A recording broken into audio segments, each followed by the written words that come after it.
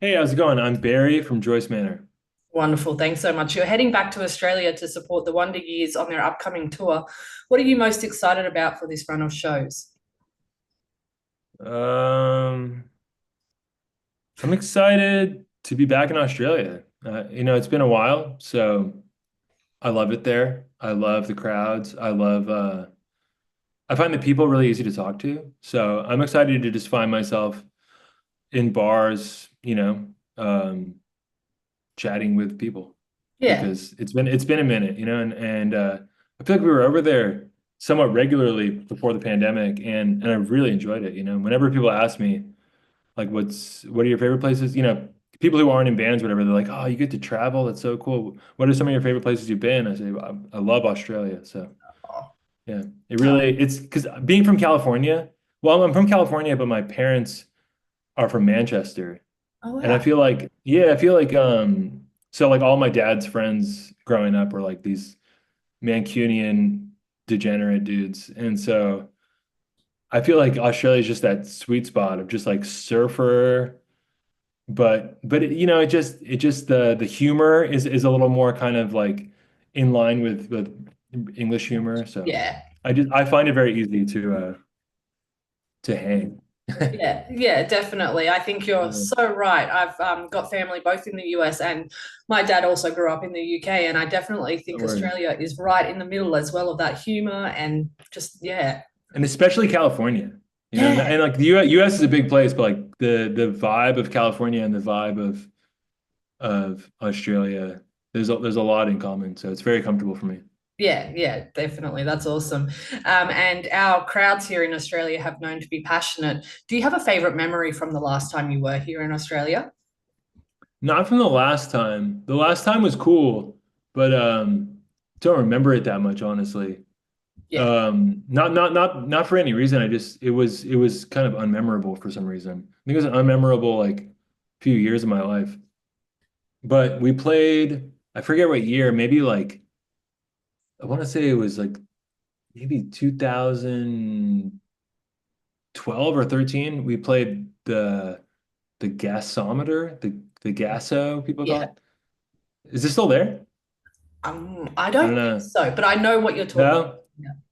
that was one of my favorite shows we've ever played. Yeah. That was such a fantastic, like when people ask me like what's your favorite show you've ever played? That's definitely like top two or three. Oh, no way. Oh, that's Yeah. awesome. For a long time that was my favorite show. And there's a couple that maybe rival it, but that's still that was such an amazing show. Yeah. Oh, that's awesome Just to hear. perfect show, yeah. Yeah. Is there a song from any of your albums that holds a special meaning to you? Maybe one that was particularly challenging or rewarding to create? Yeah. A song off of our 2016 record, Cody. The song is Last You Heard of Me. It was it went through a couple iterations, and then when we finally got it almost like 80% the way there, figured out like how to present it. It just really struggled. Like we couldn't get the ending right. And just it was one of those ones where you work and you work and you work and you really risk just hating the song and just never getting anywhere with it. But it finally clicked. That's one of those ones where like all the hard work and all the different revisions and all the different things, like it's hard to imagine it any other way, and it doesn't sound like we worked and worked and worked and slaved away at it. But I would say that's one of my favorite Joyce Manor songs, and it's as far as the amount of work that went into it, that's got to be um, the one I'm most proud of because we really just drove ourselves insane trying to get that one perfect, and I think yeah, I think it's pretty good. Yeah. Did you guys like towards the end, how did you finally get there? Did you have to kind of strip things back and just go, whatever it's going to be, it's going to be? Or, But yeah, exactly. It had like it was just one of those things like there's so many little things like it definitely had kind of the general blueprint, Mhm. but you know, it does weird things. The song does weird things like um, like 3/4 of the way through the third verse, it just changes chords. It goes to E minor, Mm, and that's a really unusual thing to do. Like that's an and kind of once we did that, it unlocked it, and it kind of made it like okay, because the thing you're fighting when you're arranging a song is getting it to not get boring. yeah, And the song kept getting boring. Like it was cool, but then it would get boring. And you would make these like drastic changes that it would get less boring, but you would lose like the hypnotic quality that the song had. Like the song would be pulling you in, yeah, and then we would make these changes and it would just lose whatever it had going.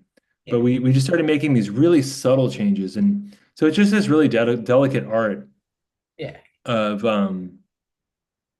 yeah, it's kind of like, the bonsai tree where you're trimming stuff like so you're just making these little trims and you add a little too much, take a little too much off, but that's one where we eventually got it. And yeah. yeah, I suppose it was kind of like only leaving the necessary elements, but getting everything that needed to be there in In there. there. Yeah, that's it.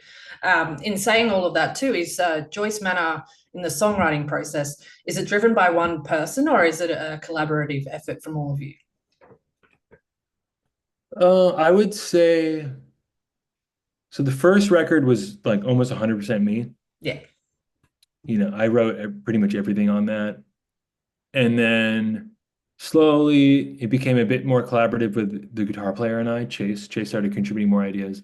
And on Never Hungover Again, he has a lot of really amazing musical ideas that we worked together on. And then Cody was the first time that it was myself, Chase, and the producer, Rob Schnaff, who's an amazing record producer. That was very collaborative between the three of us. And this is all to say Matt has also had like, you know, just his presence and his uh, he keeps it very simple, which is good. So it's not like he's contributing a lot of, oh, I want to do this or I want to do that. So we're having to fight against that, yeah, like he wants to serve the song, which is just an amazing contribution in itself.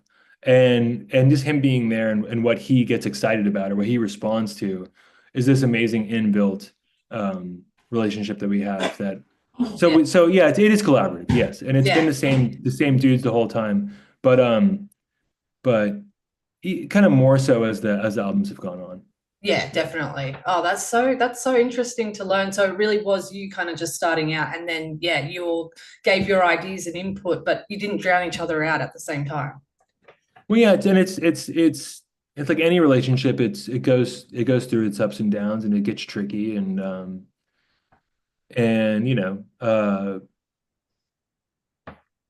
but yeah, I guess when it first started, I had like a back catalog of songs that I'd kind of written 100% myself. Yeah, yeah, that's awesome. Yeah. Stepping away from Joyce Manor for a little bit, what music are you listening to at the moment? Has your taste in music changed since Joyce Manor started? Um, I suppose a little bit. But no, not really. I like.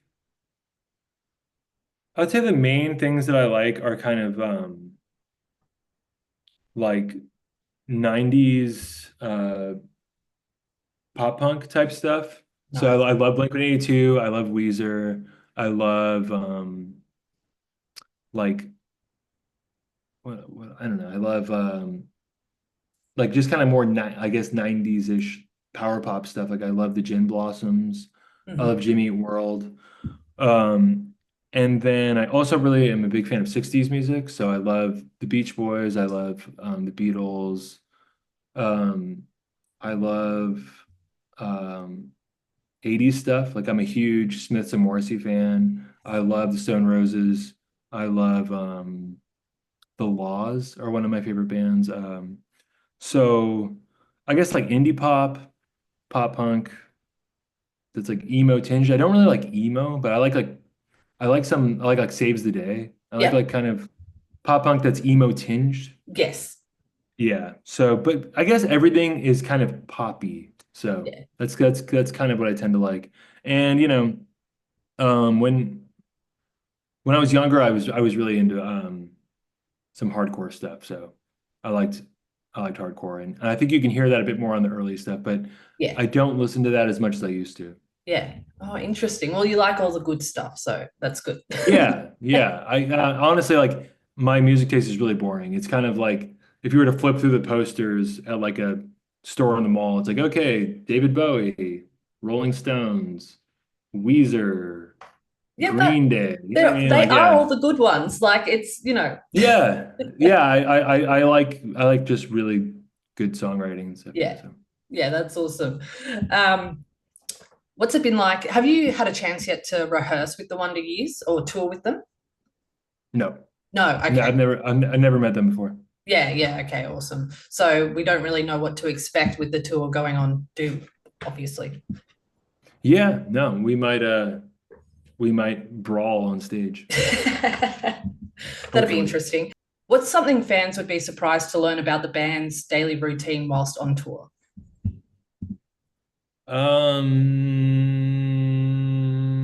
I think they would be surprised how annoying we are. Like the how just I think like it's been Chase, Matt, and I the whole time, and people join the band and they're kind of like it's like you guys speak a different language. There's so much inside joke and Yeah. so much just kind of like we all grew up together, so we kind of but just how annoying it is, I think, and how insufferable we are, I Oh, think, and how and uncool we are. I think it would be a shock. Like I really thought you guys would be more charismatic or funny, yeah. but we're just Oh. just kind of like weird kids from California that uh speak some weird Torrance language that Language. no one else understands. Yeah. Yeah. No, that's awesome. And speaking of touring, do you guys like to party or do you guys keep it pretty low key nowadays? Yeah, I think that's the toughest part about touring is the too much partying. It's really Yeah. fun, but we party a lot and it's great and we love it, but it makes it hard to do it long term because it's kind of like just going on a bender. Yeah. But I mean, it's one of the best parts because it's like you don't have any responsibilities. I have to like be up in the morning for, like Yeah. my night doesn't start really till um what No. 9:30 at night. So Yeah. yeah, so it's really really easy to once you start having fun and the night kind of um starts to kind of get its wheels, it's easy to go with it. And like, oh, we're going here, let's go there, let's go to that thing, let's go to this thing, Yeah. and yeah, and you might as well, and there'll come a day where maybe it's best not to, but I'm not there yet. Yeah. I'm gonna No, I'm that's gonna I'm gonna milk it for all it's worth. I'm gonna keep going and having exactly. You fun. should. You don't Yeah. know how many bands I've Right. spoken to recently that are like, no, we just do nothing. We're boring. We go to sleep. I'm like, you're still No, young. absolutely not. Yeah. Yes, exactly. No, we are not. No, we might be boring, but we're at the bar. Yeah. Yeah, that's awesome. Yeah. What's the hardest part of being on tour and how do you deal with it? I suppose the hardest part of being on tour is different for everybody.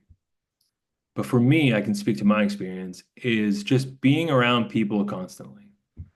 I need a little while to myself, Yeah. and it's not really the same quality of time to yourself when you just go like sit in a coffee shop alone. You just kind of feel like a loser a little bit, like you're just sitting there by yourself and it kind of gets it's not quite the same as being at home or just being in your element relaxed and just on because I spend a lot of time on my own um at home, but it's different because I'm at home. So Yeah. but on tour, like you can't get time to yourself. That sucks. Yeah. Yeah. Yeah, it's fine. No, it's totally fine because it's not for like a long, long, long time. Yeah. And so you just have to kind of lean into it and enjoy it. But I think that that's a universal struggle is just needing alone time and being, getting on each other's nerves. Yeah. but also being like, I don't know, let's hang out. Yeah. You know, Yeah. it's like it's just like being in any relationship. Like you're dating somebody, they're on your nerves, but you're like, what are you doing? Going to dinner? Yeah. But it's like you're on my nerves. But it's like, well, what But else am I gonna I do? I don't still, know. yeah. Like I don't know. Let's get dinner. But yeah. Yeah. Oh, So that's all. Well, yeah, sort of awesome. But I feel your struggle. You'd be in each other's pockets all the time, but at the same time, they're your friends, and yeah, yeah, no, they're my best friends in the world, and I get 2 days at home and I miss them. So yeah, it's but it is the kind of thing where you get so comfortable with one another that it's like everybody is very themselves. Everyone kind of just so. yeah. Oh, Yeah, everyone gets very comfortable, and then yeah, just the lack of autonomy, I suppose, yeah, gets can be a challenge, but it's not a bad challenge. It's good. yeah. It's And good. just quickly, final question: is there any hint of new music coming soon for Joyce Manor, or Yeah, yeah, no, we're working, just slowly chipping away at it, like just trying to make sure it's up to the standard we've set for ourselves. But yes, we are like a good amount the way through a new record, yeah, but no like release date set or anything. yeah, Still writing it, but I would say it's over half written and recorded. Half written and half recorded. And, just getting there. getting there? Not there's no rush. It's like our seventh album. It's got to be. We want to make sure it's really good before we put it Yeah, out. So, yeah, but it's yeah, it's there's we have some good stuff, and yeah. it's definitely in the works. Yeah, awesome. That's so exciting. Barry, it's been a Yeah, pleasure. We can't wait to see you yeah. down under. Thank you for your time. Love it. Thank you. Thanks so much.